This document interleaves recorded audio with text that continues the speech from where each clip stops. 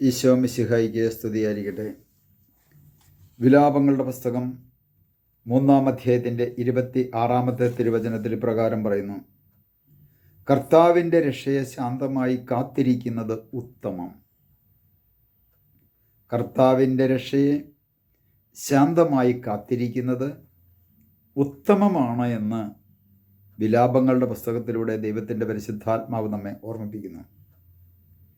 സ്നേഹം നിറഞ്ഞ സഹോദരങ്ങളെ, കർത്താവിൻ്റെ രക്ഷയെ സ്വന്തമാക്കുവാൻ വേണ്ടി നാം കാത്തിരിക്കണമെന്ന് തന്നെയാണ് വചനം നമ്മെ ഓർമ്മിപ്പിക്കുന്നത്. അതെങ്ങനെ കാത്തിരിക്കണം? ക്ഷമയോടുകൂടെ കാത്തിരിക്കണം. നമ്മൾ ആ ക്ഷമയോടുകൂടി കാത്തിരിക്കണമെന്ന് ഹെബ്രായ ലേഖനം 6-ാം അധ്യായത്തിൻ്റെ 14 മുതലുള്ള തിരുവചനത്തിൽ നമുക്ക് കാണാൻ സാധിക്കും. അബ്രഹാം ക്ഷമയോടുകൂടെ കാത്തിരുന്നപ്പോൾ അത് അബ്രാഹത്തിൻ്റെ ജീവിതത്തിൽ അനുഗ്രഹമായി മാറ്റപ്പെട്ടു. അബ്രാഹാം ക്ഷമയോടുകൂടി കാത്തിരുന്ന് ദൈവം പറഞ്ഞ വാഗ്ദാനം അബ്രാഹത്തിൻ്റെ ജീവിതത്തിൽ സ്വന്തമാക്കി സ്വീകരിച്ചതുപോലെ, പ്രിയ സഹോദരങ്ങളെ, നാം ഓരോരുത്തരും എന്ത് ചെയ്യണം? ദൈവത്തിനു മുമ്പിൽ കാത്തിരിക്കണം. അതുപോലെ തന്നെ പറയണം, പ്രഭാഷകന്റെ പുസ്തകം 2-ാം അധ്യായത്തിൻ്റെ 4-ാം തിരുവചനത്തിൽ ഇങ്ങനെയും കൂടെ പറയുന്നുണ്ട്: ഞെരുക്കുന്ന ദൗർഭാഗ്യങ്ങളിലും ശാന്തത കൈവെടിയരുത്.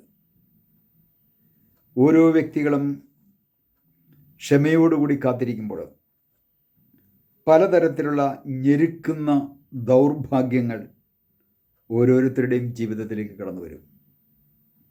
ഒരുപക്ഷെ കുടുംബത്തിൻ്റെ പശ്ചാത്തലത്തിലാകാം, സാമൂഹ്യമായ പശ്ചാത്തലത്തിലാകാം, വ്യക്തി ജീവിതത്തിലാകാം, സാമ്പത്തികമായ മേഖലകളിലൂടെയാകാം, ശാരീരികമായ രോഗാവസ്ഥകളിലൂടെയാകാം.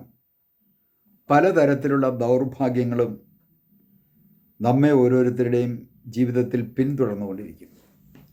അങ്ങനെ പിന്തുടർന്നുകൊണ്ടിരിക്കുമ്പോൾ ശാന്തമായി കാത്തിരിക്കുന്നത് ഉത്തമമാണ് എന്നാണ് വിലാപങ്ങളുടെ പുസ്തകത്തിൽ പറയുന്നത്. കർത്താവിൻ്റെ രക്ഷയെ ശാന്തമായി കാത്തിരിക്കുന്നത് ഉത്തമം. ഒരു നിമിഷം നമ്മളിലേക്കൊന്ന് തിരിഞ്ഞ് ഒന്ന് ചിന്തിച്ച് നോക്കുക. കർത്താവിൻ്റെ രക്ഷ സ്വന്തമാക്കുവാൻ വേണ്ടി ഞാൻ കാത്തിരിക്കാറുണ്ടോ?